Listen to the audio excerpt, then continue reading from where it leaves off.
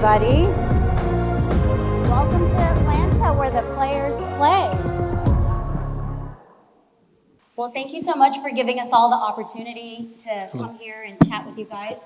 Thank you, William and Dan. Great to be here. Love the Killer Mike video. Way to start a meeting off with Killer Mike. That's pretty fun. Absolutely. Not bad. And another way to start the meeting off, guys, today, keep in mind, the world is just not coming to Atlanta. They're coming with culture, passion, pride, and expectations. So both of these lovely gentlemen today are going to help kind of streamline the conversation around the topic of FIFA and how do we get in to toss the ball around. Yeah, so first of all, thank you for allowing us to join you today. I want to echo what Ray said. Congratulations. Great setup. Love the international feel, very on point for World Cup. My name is Dan Corso. I'm president of the Atlanta Sports Council. I also head up the Atlanta World Cup host committee. And just to give you a little background on our organization, we work very, very closely with William and his team at the Atlanta Convention and Visitors Bureau. But our sole purpose as an organization is very, very focused on recruiting the biggest and baddest sporting events in the world to Atlanta. And we've got a pretty good track record of doing that with partners like William and people here in Dunwoody and all over Metro Atlanta for the last really 30, 40 years. We're a little different than most sports commissions or councils across the country in that once we are hopefully successful in that effort of recruiting the event to Atlanta, we then take the lead in organizing that event or planning that event. And we do that by forming separate nonprofits within our organization, and we call them a host committee. Not too creative, but we do have the Atlanta World Cup host committee. We will have a Super Bowl host committee.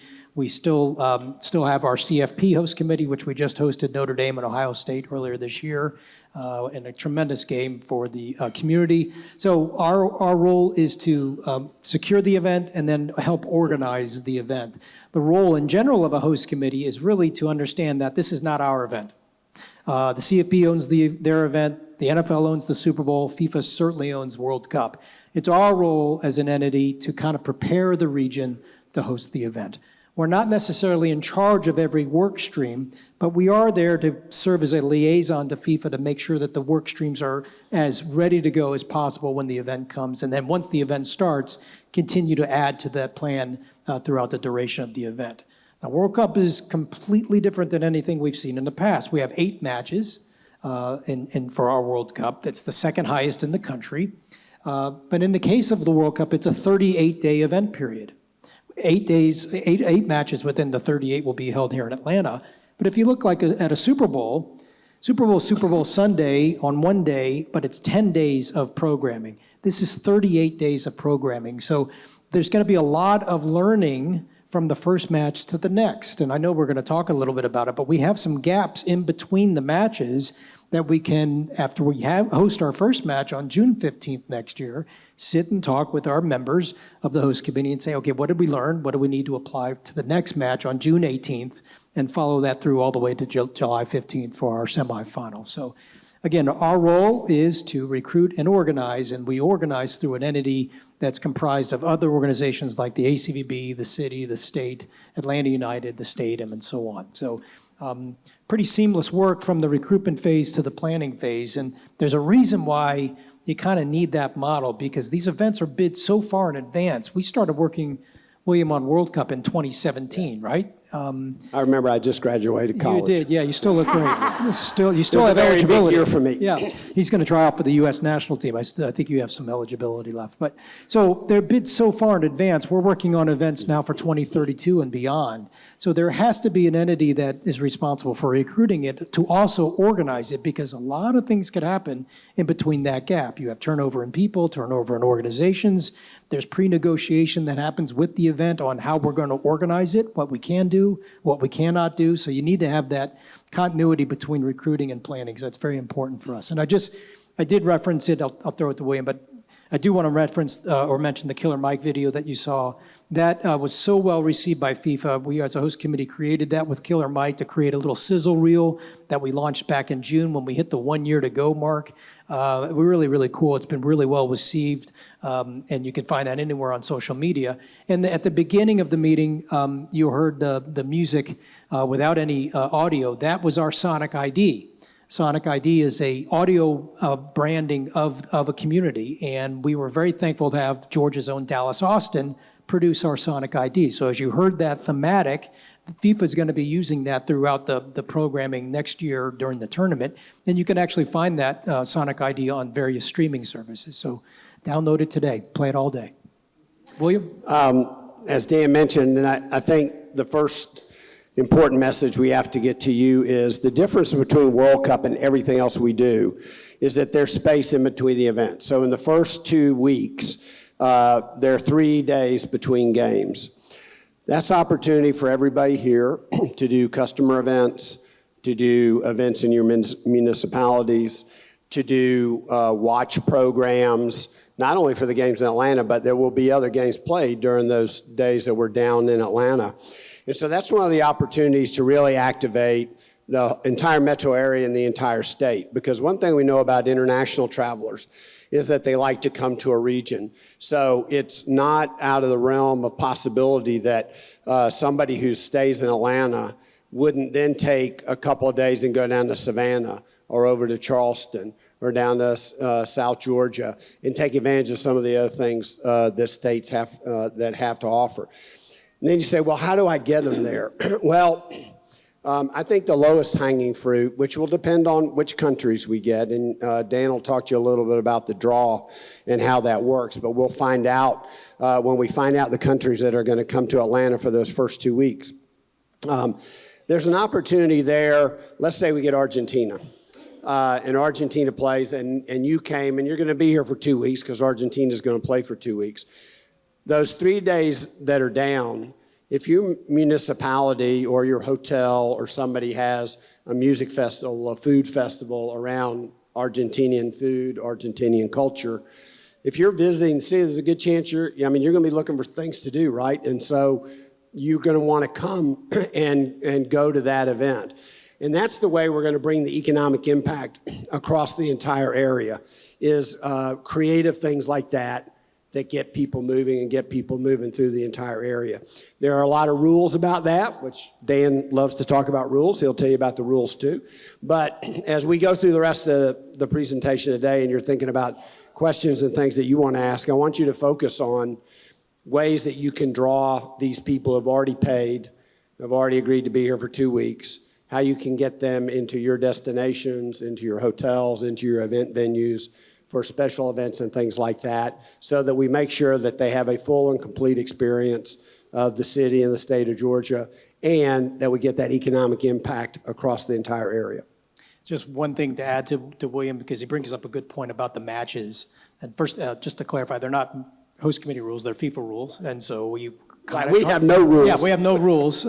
We break rules, but we try to abide by FIFA's rules because there's a lot of contracts that we sign that tell us we need to abide by the rules. On the matches, it's important, I think, for you to note, we have 8. June 15, June 18, June 21, June 24, June 27 is the group stage, so every 3 days. Then we get a little bit of a break, and we get into the knockout round of the tournament, July 1st. Then we have a match on July 7th, and then a semifinal on July 15th. So 8 matches in 30 days. Pretty good run. This December, FIFA will do the tournament draw, and the tournament draw is when the planning really takes shape, when you can really start targeting your marketing programming and your event programming that you want to do. The draw is basically when we and the other 15 host cities will learn which countries are coming in to our respective cities for the group stage. And the way the tournament schedule is set up right now, we could see in Atlanta upwards to 9 or 10 countries coming in for that June period from all over the world. What's important to know, go back and look at those dates, and I'll give you a website that will have it all listed. Most of those dates, our matches, are on weekdays. There are very few weekend matches. So when you get into your planning, consider weekday events, but also know that the designated kickoff times, which we'll also know in December what our times will be, are currently slated Eastern times at noon, 4 p.m., 6 p.m., and 9 p.m. So we'll have our matches somewhere in that mix. Most of them are weekdays. I think we have a Sunday 9 p.m. match, which is a crazy time. And then we don't have a match on Friday. Most of them are on Monday and Wednesday. So if you go back and look at those dates. But I would ask you to look at that in your planning. There is some thought because of the Club World Cup that just concluded that at the same time as the World Cup will be holding, that heat played a lot of issues in the Club World Cup. Heat-related issues for teams and for fans, and also weather delays for outdoor stadiums. So the thought recently now from FIFA is that the Atlanta matches will probably be in the afternoon hours with an enclosed stadium, which we can control the climate, obviously shut off the weather issues. We won't have any weather delays, which, as you know, messes up television, and FIFA does not like to mess up the television schedule. So as we get that draw, I'm not saying that they'll coerce anything, but I do think that they'll look at Atlanta's match times to be a little bit more in the afternoon based on those two factors. So gentlemen, let's kind of have a conversation about the fact that the World Cup is not just a game. It's more about a cultural exchange. And the fact that fans are traveling in from over 200 countries from around the world, future corporate clients, future business that's coming into Atlanta, why is it going to be so important that businesses in town focus on representing languages, faiths, dietary needs, traditions? And why is inclusion like this on a global stage so important for businesses here in Atlanta? I always tell people the two things you remember when you go to a destination, when you travel, is the best thing that happened to you and the worst thing that happened to you. If you were from out of town and came to the Taylor Swift concert, you posted to all your friends, "I'm going to the Taylor Swift concert." And then if you went down to the airport to leave Atlanta and it took you 3 hours to get through security, not that that ever happens, but if it did, when you get back to your city, you're going to tell every one of your friends, "I am never flying back to Atlanta. My God, it took me 3 hours to get through security." So it's all the little small things that we have to concentrate on and that we have to make sure we deliver.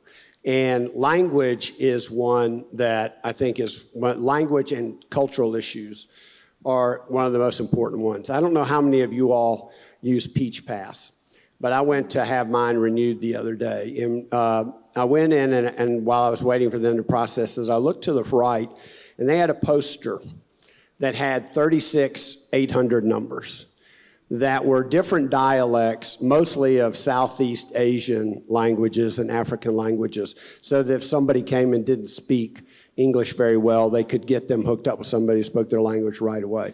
And that's just to get a Peach Pass. So now you start thinking about all of the countries who could come through here and the fans that come, many of whom English won't be their primary language. They've got to get in Ubers. They got to get through security. They got to check into hotels, all the different interactions that they have to have. And we have to make sure that we're ready to respond to that. Now, one of the things that's going to help us is we're going to know in December at least who the first 4 countries are going to be, and we can do some planning on that. But those are some of the things we've talked in other panels about MARTA. If you're in Europe, that's how you get around. You get on the train, and you go to wherever you're going to go.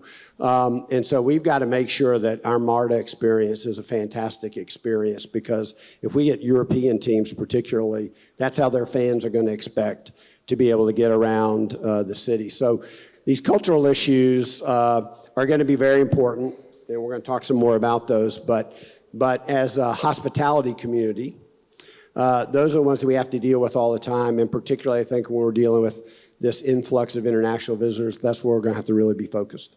There's 2 things that FIFA has planned across all of the host cities, the 16 host cities in North America, 2 in Canada, 11 in the US, and 3 in Mexico, is that they have a signage plan that we will, as host committees, are obligated to implement.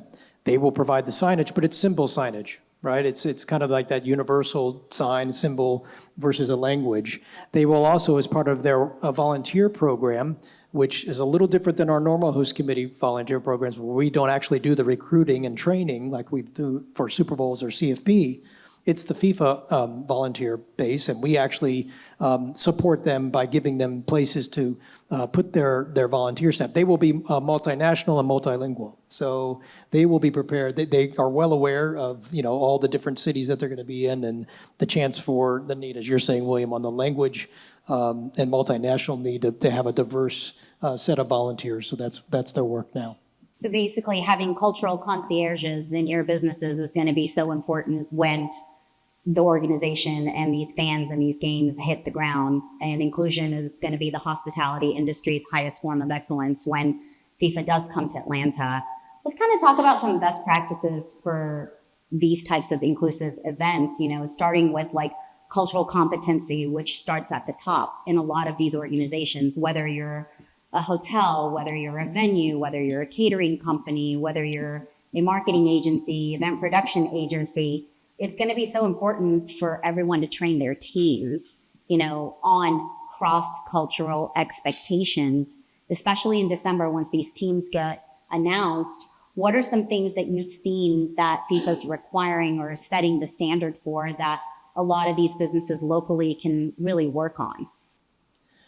Well, we haven't hit that part of the planning phase yet. We're 398 days to go until our first match. So I will go back to the comment of they're well aware of the diversity of each of our cities, particularly Atlanta's. They're well aware of the diversity of people traveling in. I think a lot of that takes shape, not to not be able to answer the question very well, which I'm not, until the December draw. And they know exactly who's going where. Then they can fine tune their planning, much like everyone here can fine tune your event marketing or your direct sales marketing efforts to those visitors coming in. I think once we get that draw, we know who's coming in, we can really connect with FIFA. That, again, that's not something that we're taking the role in. I don't know, William, if you have a perspective on international conventions that come in and how maybe some of the venues and hotels prepare for that, but I don't have a great answer. Yeah, I mean, for Atlanta, our largest conventions, the biggest conventions that we host, will draw 15 to 25% of international traffic. But again, a little bit different than World Cup because most of those are businesses. They're coming from other countries, but they're doing business in English. So when they get here, they have a pretty good working knowledge of the language. They can get around. Most of those people are traveling all over the world anyway for their business. Whereas, again, this is, you think about just a scenario where a smaller country really catches fire and gets through the first knockout round and maybe the second knockout round. And now they're maybe in the kind of the final 8. People from that country are going to try and get here to be a part of that, however far they go. And English, in those cases, those are going to be people who might not be business people, might not be traveling a lot. English isn't going to be their number one language. And they're going to need some help getting around. And that's where, we really need to rally, which, by the way, we do very well. And we did it very well, during the Olympics. So I'm not so worried about that as well, as much as just reminding you to think about all of the interactions and transactions that happen when people travel or when people come to your venue. How to queue in the line, how to get tickets, all those sorts of things. Those are the things we have to make sure that we help each other with. And I'll give you just an example. I was walking through Atlanta a couple months ago, and there was a Chinese couple on the street, completely bewildered. And so I walked up to them to see if I could help them, and they didn't speak any English. And so through a use of caricatures and writing in the dirt and God knows what else, eventually I figured out they were trying to get to the passport office, which happens to be up on Peachtree Street. And we were a couple of blocks away, and so I was able to walk them over to that so they could get their business done. But those are the kinds of transactions that are going to happen with some regularity if we get some of these countries where a lot of people don't speak English. And those are the kinds of things that we're going to have to think about, that we have to make sure that we really deliver on. And that, our hospitality is our greatest selling point. That is where our hospitality really shines. And those are the stories that people will tell when they get back to their home country to tell their friends about their experience. One of the tactics that we're going to do from our host committee is that after the draw, again, it all kind of comes back to December, is we will engage an ambassador program from Atlanta has nearly 100 consulate and trade offices here, which is an incredible amount. So we feel very confident that whomever comes through Atlanta for a match, we will have a consulate or trade office ambassador or leader to match up with that team and that fan base in some way and try to, you use the word concierge, which I think was a good word, try to create that type of service for that country and that fan base and that team, quite frankly, coming in, and potentially even the media coming in from those countries and line them up with the consulate offices here.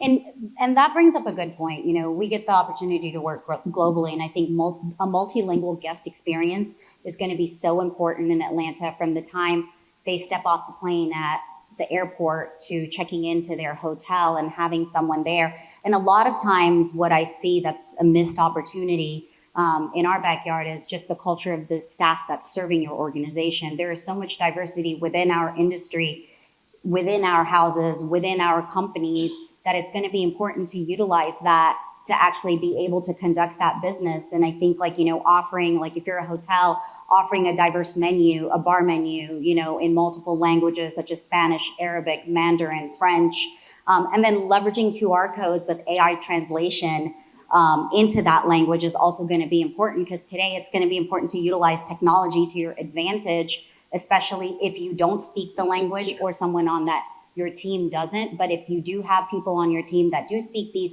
different languages, since we are going to be serving the world, it's going to be really important that you do staff accordingly at those hours, knowing when high traffic time is going to be in the lobbies and the bars. Let's kind of get into the food, faith, and the fun.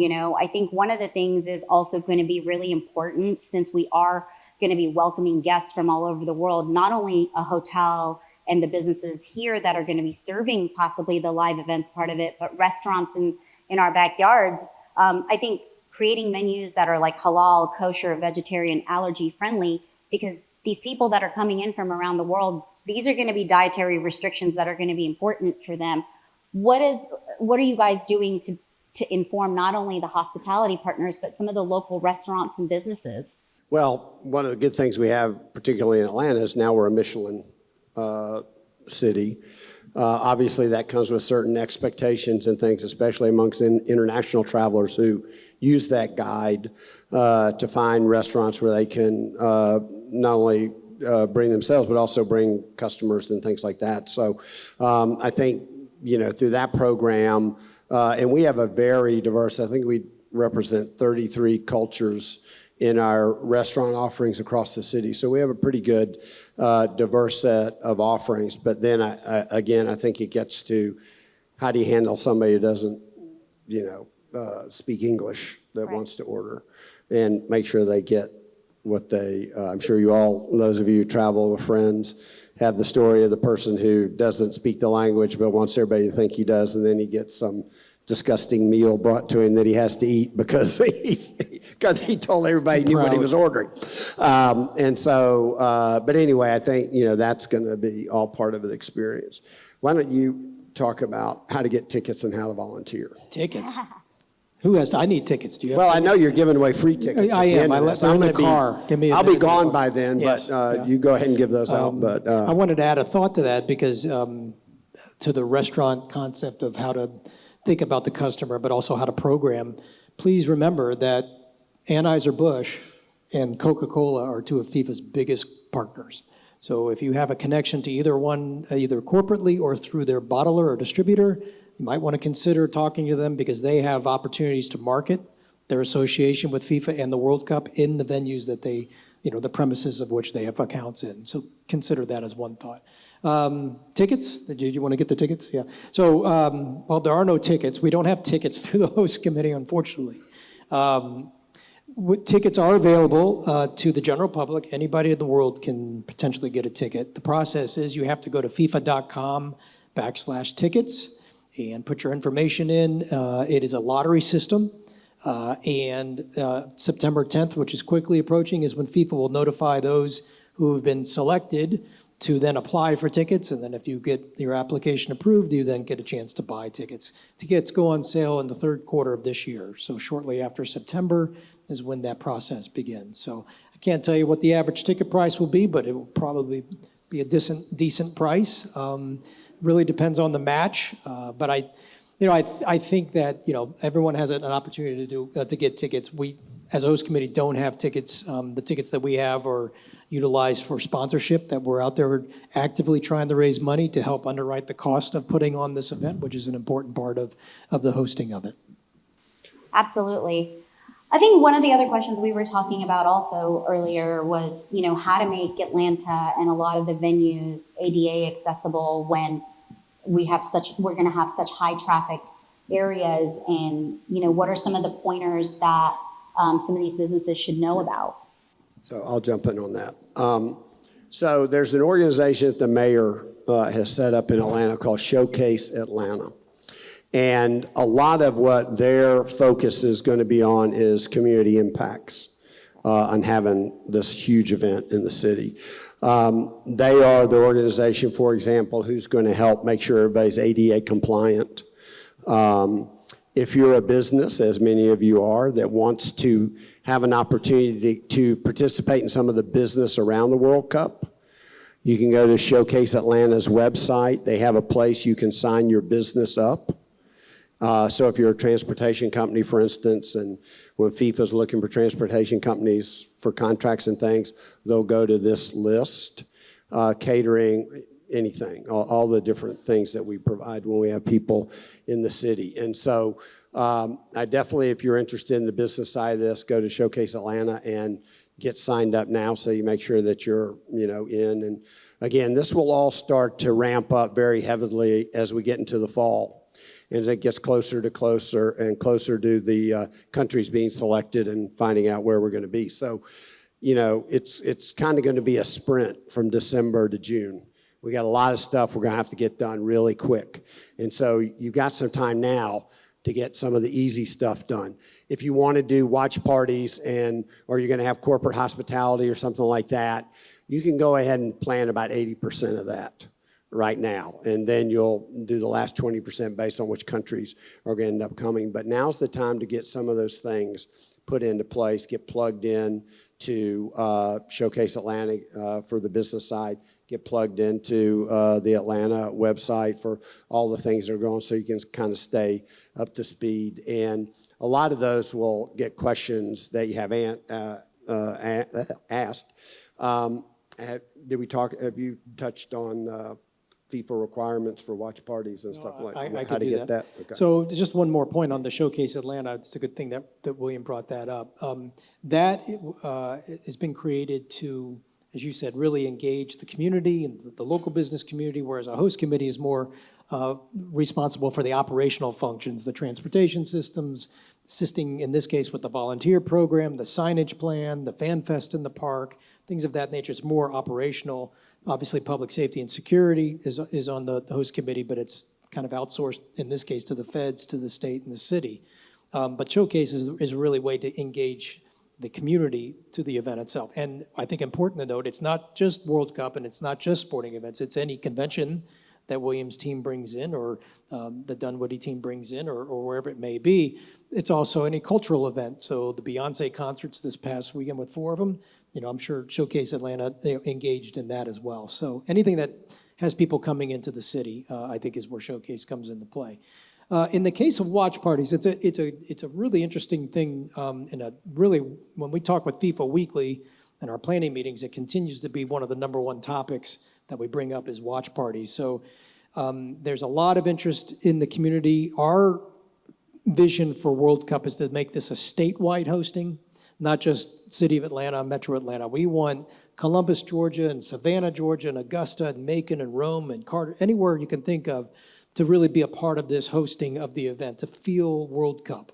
While the matches are in that building that you see on screen, that doesn't mean that communities all over the region or the state can't be a part of it. And we think watch parties or viewing parties, it's interchangeable, is the way to do that. And that's basically what it sounds like. It is a bunch of food and adult beverage and a big screen with the matches taking place and everyone having a great time. FIFA agrees with that, but FIFA has some real hard regulations on how you can do a watch party because it relates back to their broadcast partners at Fox and Telemundo, who have spent a ton of money to get the rights to broadcast it, and so you've got IP issues there. If FIFA is as worried about their IP as much as they are about their grass that they play on, those are two things that they're really, really focused on. So we would promote that or encourage you to do a watch party or consider it, but just use us at the host committee as kind of a filter or a sound check as to what you can and cannot do. Here's the general rule. If you are a bar, a hotel, or a restaurant, and in your normal course of business you show television and sporting events, you can automatically do a watch party. Have at it. This beautiful hotel here, right down the hall in that great bar, have the best watch party you can. You can do that. You just got to put in the feed. You can promote it, but you cannot promote it as a World Cup watch party. You can't use the word FIFA. You can't use the trophy. You can't use the word world or cup or anything, because they will look for it. But you can say spotted ball. Yes, Yes. yes. World Bowl. Call it a World Bowl. You can do that. But the idea is really, seriously, there's opportunities for you to do that if you fit into one of those venue categories. If you're not, if you're an outdoor venue and you want to do something in a park, you can do that too. There's just an application process that you have to go through, and we can help you go through that with FIFA. And there's stipulations on that or regulations on that. It's got to be a certain size. You can't sell sponsorship that conflict with their partners. You can't use their logo.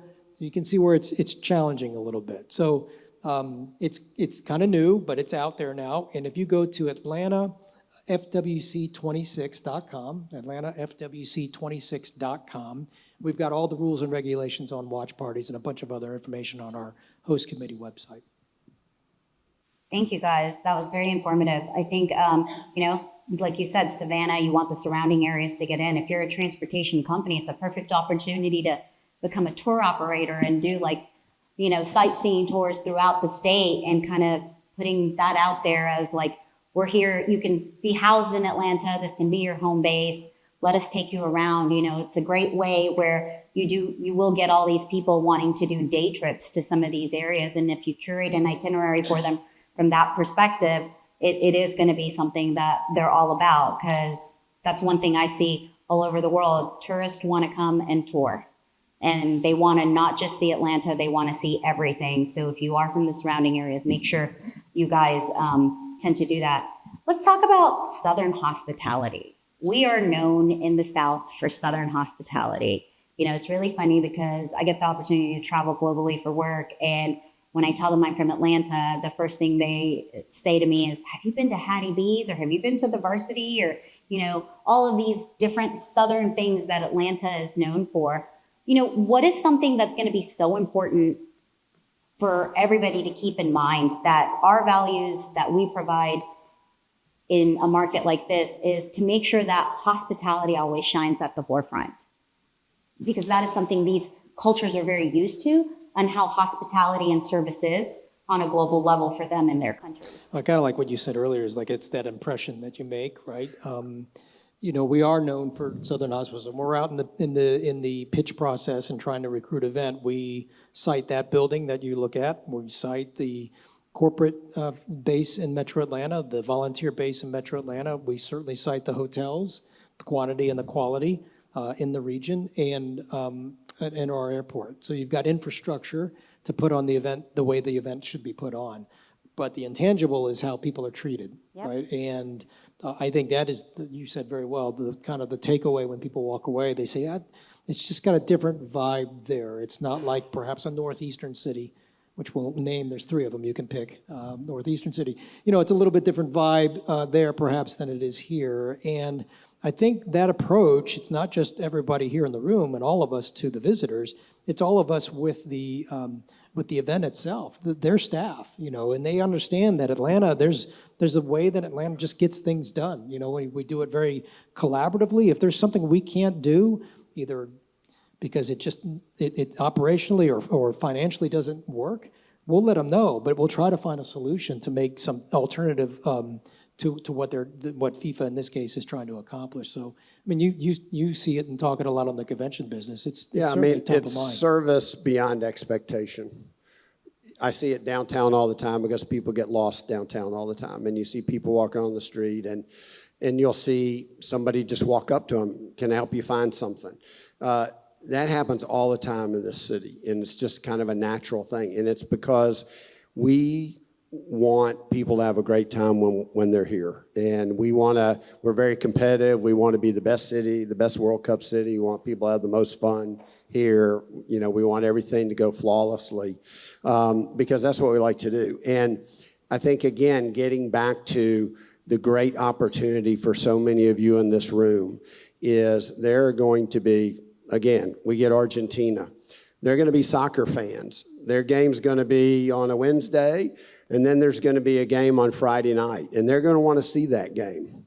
And if you have a venue that's serving authentic Argentinian food, you maybe you built a festival around it or something like that, a large portion of those Argentinian visitors are going to come to your facility. That's the easiest way to get people moving around the city. And we don't have that with anything else because, as Dan, we just had the All-Star game. There was an event every night. If you went to the All-Star game, you went to the HBCU game, you went to the Legends game, you went to the Young Stars game, then you went to Home Run Derby, then you went to the All-Star game, then you went to the airport, and you went home. And that's the experience at World Cup is going to be much different, but that is the great opportunity. And all of you who are in the business of planning or servicing conventions and big meetings and things, this is the opportunity for you to really participate in the financial viability of the World Cup. Perfect. So it's about elevating Atlanta as a world-class host and making sure that we remain inclusive. We welcome. We're here to serve. We're here to celebrate. And the biggest thing is the inclusion is going to drive the reputation and return visits and future respectable business for our city and our own businesses, which is going to be extremely important for all of us. Because at the end of the day, these two gentlemen might be at the forefront of talking to these organizations, to the CEOs and the decision makers of such a large conglomerate. But it also, the responsibility falls down to each one of us on how we choose to show up and take care of them. And at the end of the day, you know, Atlanta is our home, so let's welcome them home, but show them what our home is all about. And that is Southern hospitality, that is tradition, and that is all about taking care of each other and the people that we welcome in. I have some more questions for you guys directly. Let's kind of tackle those, because I know we individually talked about a lot of these, but let's start with like citywide strategy and infrastructure. Dan, this one's specifically for you. From a sports council perspective, what infrastructure is being put in place beyond stadiums to support fan engagement throughout the city, including practice facilities, media zones, and cultural activations? So let's talk about what we have in place. So we have training sites planned now for Kennesaw State University and Atlanta United training facility up in both in Cobb County. We are in discussions with Pace Academy to have that serve as a training site for teams when they come in for a match. So we've got 2 for sure and 3. FIFA wanted 2, so we're over delivering there. In the case of KSU and Atlanta United Training Center, those will serve as team base camps, and a team base camp is basically what it sounds like, a home away from home from a country coming in. They will live there, train there, eat there, sleep there, and then they'll fly out and play their respective matches wherever they're playing in the group stage and then come back here and base here. Once we get through the group stage in June and we go into the knockout round, those 2 venues will become single training sites, meaning a one-off, one-day train before you play kind of setup. So we feel very good about training sites. I mentioned FanFest. FanFest is an opportunity for us to kind of provide an experience of the World Cup and the culture of soccer and kind of show Atlanta's international flavor, if you will, to residents and visitors. That will be held in Centennial Olympic Park, which is the Olympic legacy, as you well know, from 1996. So pretty cool that 30 years later, we're bookending it with another kind of global fan festival celebrating World Cup. Still working with the team at the Georgia World Congress Center Authority, who is on our host committee.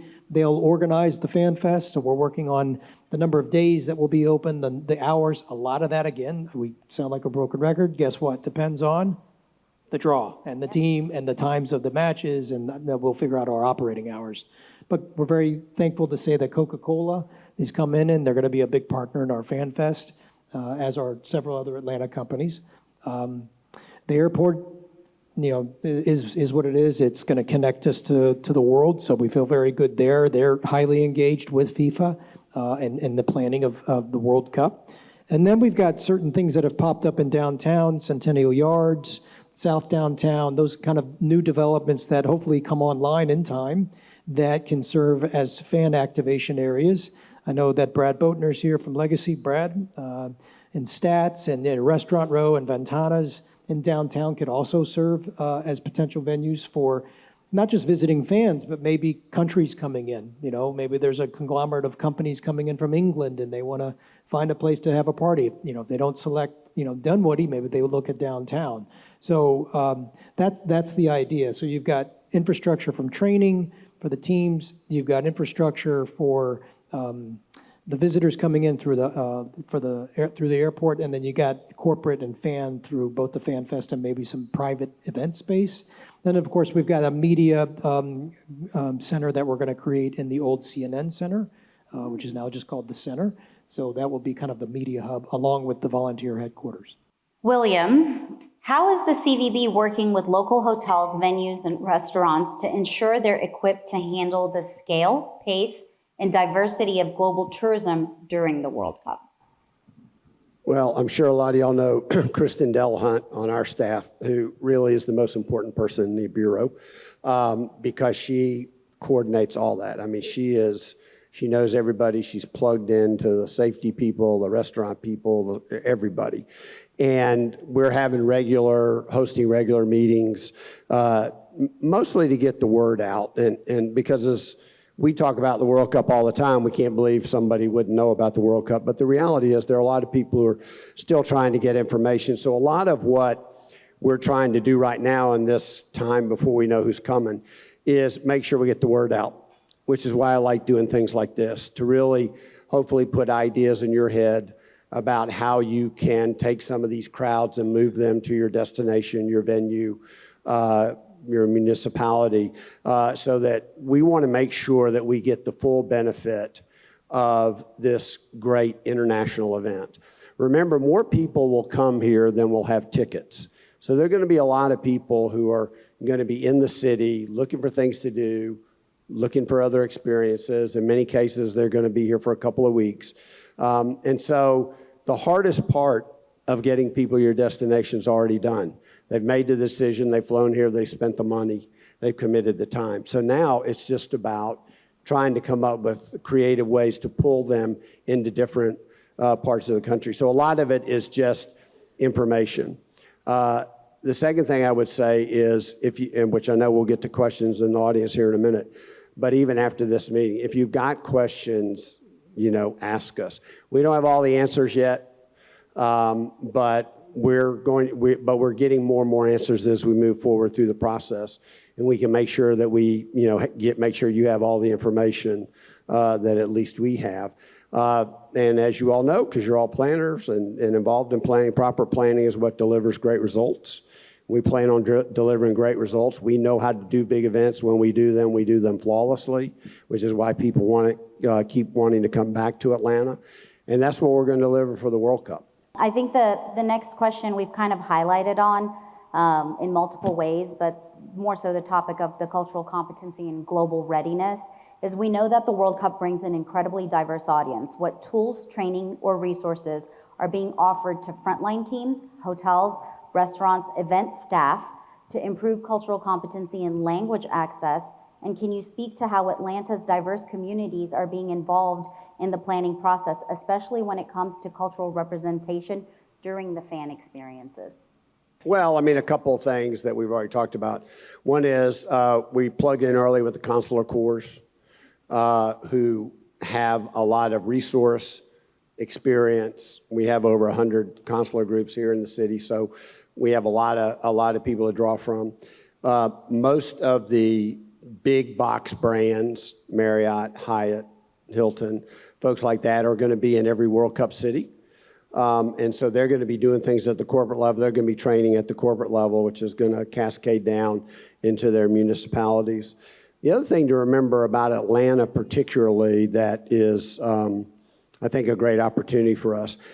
Delta has nonstop flights to every single World Cup destination.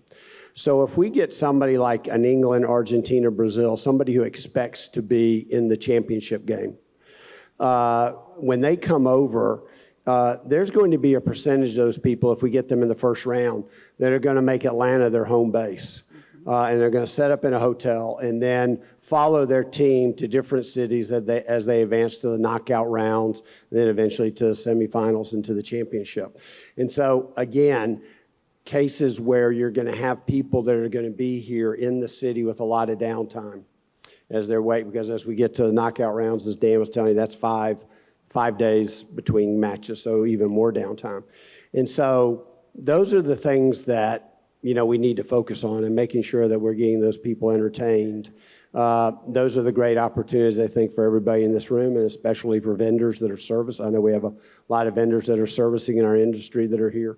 Those are going to be the great opportunities for you to be a real part and a financial part of the Cup. FIFA will also have a tournament app. So for ticket holders, it remains to be seen if anybody can log in if you don't have, or access the app if you don't have tickets, but things to do, places to go, emergency information, multilingual opportunities. And so, you know, our role as a host committee is to, you know, when we get to that point in the planning with FIFA, how do we help them build that so that every region potentially could be captured in that? And I think that great segue into the next question that we have as business and booking opportunities. I think number one, probably everyone needs to become a member of the Sports Council and the ACVB and MPI to get on the roster and stay informed, because these are the organizations on the front line that are, you know, really kind of plugged in to getting this business. But what about, you know, a lot of small businesses feed into the ecosystem of creating such a large kind of citywide type event. What can some of these small businesses do to get into that ecosystem? Well, I think you touched on Showcase. It's probably the best way, I would think. Again, not to continue to talk about World Cup, but beyond World Cup and any cultural event or sporting event or convening of people that takes place in the city. I think Showcase is probably the best way. We as a host committee really don't utilize a lot of external vendors. We're comprised of Atlanta Sports Council staff, the ACVB staff, City of Atlanta staff, the stadium staff, Georgia World Congress Center Authority staff, some Atlanta United staff, and we kind of take those staff members and kind of fill in the work streams that are needed. So don't really outsource a lot of some of the workloads that we don't really outsource, and nor does FIFA. FIFA relies heavily on their commercial partners, and if you go to FIFA.com, you'll see the list of upwards to 20 companies that they are in partnership with, so they'll engage them in their business. But it's not to say, as you said earlier, that maybe someone needs a transportation company or a caterer or a florist or whatever it may be. You know, I think through Showcase Atlanta, you'd have that opportunity to gain that access. I think too, think about, first off, try to get associated with your CVB. And it doesn't have to be the Atlanta CVB, but your local CVB. So as a great example, if Cartersville decides to do a big watch party, they're going to need transportation companies to bring folks from downtown out to Cartersville. They're going to need caterers and food trucks and people like that to feed the people. They're going to need, you know, decorations, decor and stuff to get everything. They're going to need venues, all those sorts of things. And the way that you're going to be able to get in front of that is to be associated with that CVB so that you know what the event is, when it is, what the hours are, all those things. And then that CVB then knows you are a company that can provide services to support that event. So I think that's, yeah, I mean, you know, certainly go to the Showcase website and sign up and everything. But for those of you who aren't in downtown, get aligned with your municipal CVB because we're trying to keep them as up to date as we are. And so they're going to have the best, freshest information of what's going to be going on and what the opportunities are outside the city. It's a great point. Perfect. Well, this segues into audience questions. There can't be any. We covered everything possible. I don't have any more information to share. I ran out of words. Tell me one thing. What would you tell these businesses that are in here how to set themselves up for success for 2026? How would you normally handle any large visitor-based occurrence, something that's happening? I'm not going to tell you how to run. You know how to run your businesses, right? You're all successful. I would just be prepared. I will go back again to say this. Market the heck out of your business, but please just be careful with that logo you see on the screen. Just be careful aligning your business and your corporate ID with that ID. They can't catch everybody, but you don't want to be the one they catch, so. We had a question somewhere. Hi, my name is Zoe Moore, and my question is about the level of security. I'm curious about the application process, the lottery. Do you know why that process is in place for people to get tickets? I think a lot of people were ooh and ah and around A lottery that. system? In order to get tickets, what should people prepare for? Why is it so intense to get a ticket into FIFA? I wouldn't say it's intense, fine word to use. I think demand, there's 9 billion people in the world probably want a ticket, and there's only so many to give, so they have to go through some lottery system. The Final Four does the same thing. So it's not uncommon, as does Super Bowl. It's not uncommon in big events. Just demand versus supply versus demand. Yeah, good question. But you don't have to do a background check or anything to get tickets. You just have to be lucky. You got to be lucky. I had a question. Will local soccer clubs have an opportunity to be present in either Fan Fest or showcasing? Just because I know that we have it really competitive with Yeah, we ECNL, NAL, all the leagues in Atlanta. Yeah, we didn't touch on legacy, but one of the things that we as a host committee are going to do is it's interesting that FIFA selected North America. One of the reasons they said, it's going to be financially beneficial for them here, right? We all know that. But they wanted to grow the game, which was an interesting position because it's already the world's most popular game. Anybody can play soccer if you have access to a ball and a place to kick it. So we said, okay, let's try to hone in on that a little bit. So one of our partners from a legacy standpoint is the Boys and Girls Club of Georgia. So we've identified currently 13 different municipalities and partnering with the Boys and Girls Club to grow the game, promote a healthy lifestyle, active lifestyle for youth to get out and really get access to the game. So that could potentially, as we get, again, 398 days away, get closer, maybe that matriculates down a little bit to the clubs themselves. Georgia State Soccer Association is a well-respected organization, so that might be an opportunity. Good question. Hey, thank y'all so much, by the way. It's been really informative. Zoe kind of brought this up, and it made me think about security. So it is definitely something that I'm sure is a big part of the planning. As restaurants and venues and bars, should we be considering that too in our planning and watch parties and things like that? And what's your advice on that? Yeah, anytime I think you have a public event, security is top of mind, no matter if it's a sporting event or any other type of event, of gathering of people. I think it's top of mind. I do know that World Cup will be a very safe environment. The federal government is involved, as they are on major events, much like Super Bowl. State of Georgia, City of Atlanta, the counties are all involved. So we have a nice, well-coordinated plan. FIFA drives the plan for our safety and security around the stadium perimeter. It will be very tight. People without tickets or credentials will not be able to get into a large radius around the campus or the stadium. We call it a campus. So that area will be tight, but I think everybody who's planning on having a public event should, I think security is nowadays on top of mind. Probably the first part of your planning meeting is security, public safety. Hi, what is your concern, and do you know FIFA's concern about providing tourist visas to international visitors?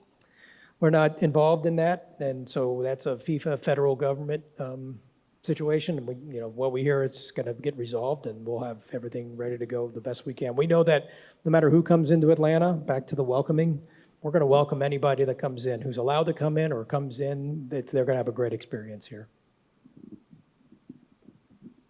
Thank you guys for this. I know you're not really allowed to say who your favorites or the type of draw of the countries you'd want to come, but using data, if they have mentioned at all, like historically, are there some countries that maybe we wouldn't expect, like aside from your Brazils, England, the US itself, that if they drew Atlanta, we'd be maybe surprised to hear that they travel very well, or countries that maybe on its surface you'd say, oh, okay, I don't really know much about that country. However, historically, they do travel a lot to wherever the World Cup is? Well, one of the great things that we have is connectivity. We're number 2 in the country right behind JFK in terms of international nonstops to Atlanta. So the great thing is we're very well connected. Europe and Latin America, obviously, we're particularly well-connected, and, you know, obviously Latin America and Europe very strong in soccer as well. So I think that ultimately what will end up happening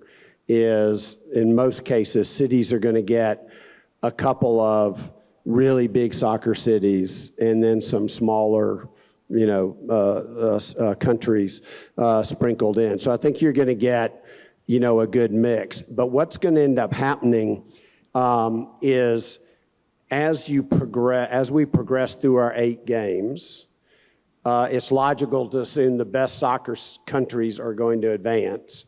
So when you start thinking about particularly the knockout rounds in the semifinal, you're going to get the Argentinas, the Brazils, the Germanys, the Italys, the Englands, all the countries that have long, successful traditions of soccer. Now, you know, you may get some 1 or 2 other countries that'll come through there.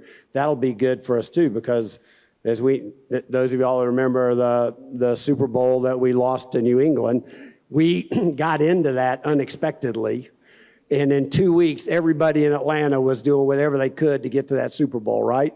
Because we didn't know we'd ever get to see another one.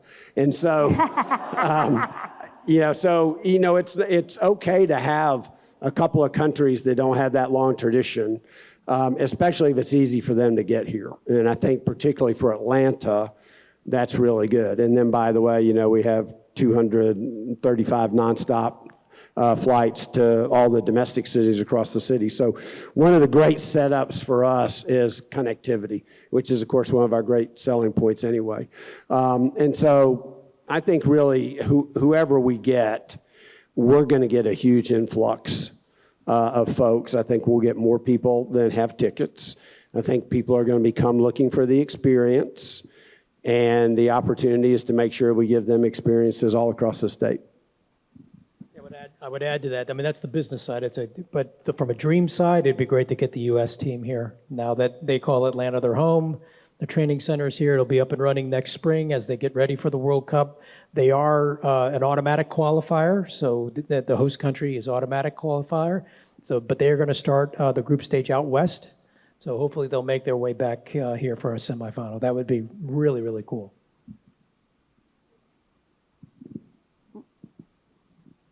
Go ahead. Thank you.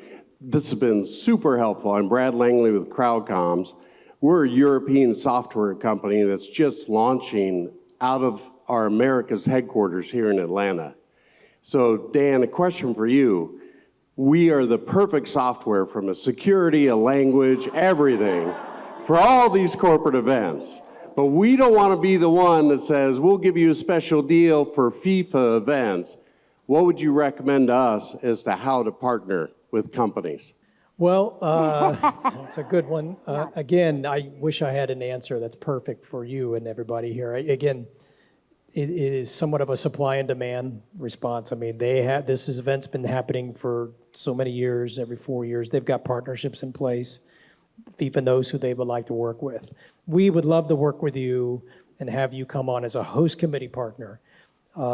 But there are regulations from FIFA on who we can work with from a branding standpoint. And so I promise you, somewhere within the FIFA commercial product category, your company is probably covered off somewhere in some partnership, because when they sell a category to a partner, they cover everything that's illogical within that category. So we're running into some of that, as William would tell you, in our fundraising, and that we've got companies that would love to come in. We have a sponsorship package that's not inexpensive, but yeah, companies want to, but we're blocked from FIFA because they have a current partner in that category, or they have a prospect that they're trying to sell within that category, and we're blocked from pursuing it. So we're not able to work with you directly, but certainly willing to try to advocate on your behalf. I think if you're like a language software, and that's going to help from that perspective, I feel like hotels would be the first place for you to kind of go, and the surrounding areas have so many. And that front desk check-in experience, being able to utilize a software like yours could be something that could be beneficial, but it might be more boots on the ground versus through either of these entities. It seems to me this entire group should start a group chat. And when you get your events planning, your watch parties planned, or your ball crawls plugged, or your taste of planned, start sharing that with everybody and try to figure out how you all can do business together. A WhatsApp community is in order. One more question, guys. One more. Hello, Jan Levy here, and I wanted to know if you have an adjunct database or a category for language and language proficiency so that different vendors, different companies can source companies and services based on those proficiencies. And thank you. I've got an incomplete answer, which is at the Atlanta CVB, we are doing communications, I think, in 6 or 7 languages right now. Some of it's web-based, it's through a lot of different channels. But those are the typical languages you would expect, French and Spanish and German and things like that. So I think when you get into more dialects and things like that, we were talking about you speak 7 languages. I think you 5 languages, and 3 of them I'd never heard of. So, so when you get into, sort of those micro dialects and things like that, I think that's where we're going to lean on the consular corps to help us on that. But I don't know that I'm not aware of any kind of centralized language database that somebody could go to and say, which I think is what you're asking. If I've got a business brochure and I want it to, that's not what you're asking. Tell me what you're asking. What I'm asking basically is if you have a category, a column, where people, businesses, locations can note their people's business proficiency. For example, we speak German, French, English, and some more. So Zoe, maybe that's a Showcase Atlanta, another maybe extension to Showcase Atlanta, and if it's not on there, maybe that would be a great suggestion to them, because that, again, applies more to just World Cup. Aha, there's the answer right there. Can you talk about how we can impart it, we can learn more about this?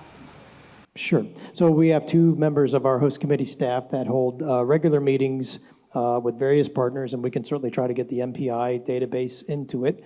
But it's more on the viewing parties, the community engagement programs, what you can and cannot do, the legacy program that I spoke earlier, and even a little bit of volunteerism. So maybe there's a way we could weave that into a future discussion. It's all done virtually. So. All right, thank you guys. Well, thank you all very much. Amazing. Thanks, everybody. Really Thank you all. appreciate it. Thank you.